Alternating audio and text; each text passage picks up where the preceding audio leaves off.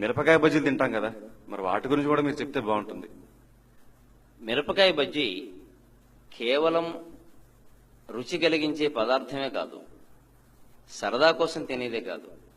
దానిలో లోతుగా ఆలోచిస్తే చాలా గొప్ప తత్వం ఉంది. అదంతా మనం పద్యంలో చెప్పే ప్రయత్నం చేద్దామండి.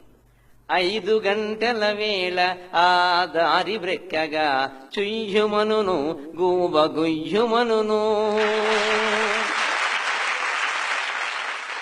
ఆ శబ్దం వినపడగానే ఇటువైపు పెడుతున్నవాడు కూడా ఆ బజ్జీల బండి ఉండే వైపుకి దారి మారుస్తాడు ఖచ్చితంగా. ఇక ఆ పైన పచ్చిమిరపకాయ కచ్చి రేపడి ఎట్లు గుచ్చి చూచుచునుండు గుండె వైపు. అది ఒక ప్రేమ బాణంలాగా గురి చూసి వదిలిపెట్టేసరికి అటువైపుకి వెళ్లకుండా ఉండలేం కదా. ఆ తర్వాత అది వేగుతూ ఉంటే ఆ ధ్వని వేరు, ఆ వాసన కూడా వేరు. నిజానికి శనగ కవచముని సలసలా వేగుచో కడుపులో రసనాడి కదల సాగు. శనగ కవచముని సలసలా వేగుచో కడుపులో రసనాడి కదల సాగు.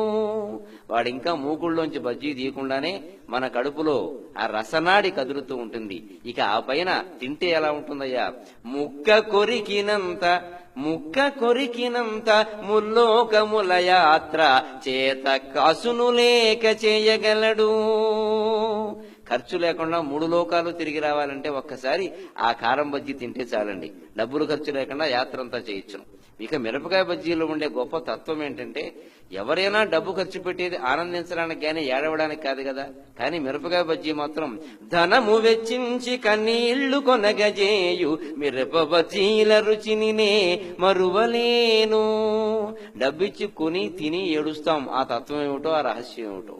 ధనము వెచ్చించి కన్నీళ్లు కొనగజేయు మిరప బజ్జీల రుచినినే మరువలేను. అయితే ఎన్ని తినాలయ్యా? 1 2 మంచిదే, 1 2 మంచిదే. ఎక్కువైన సచిన్ టెండూల్కరుడు మాకు సాటిరాడు.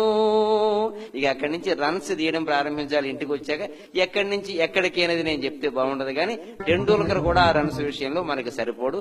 అది మిరపకాయ బజ్జీ.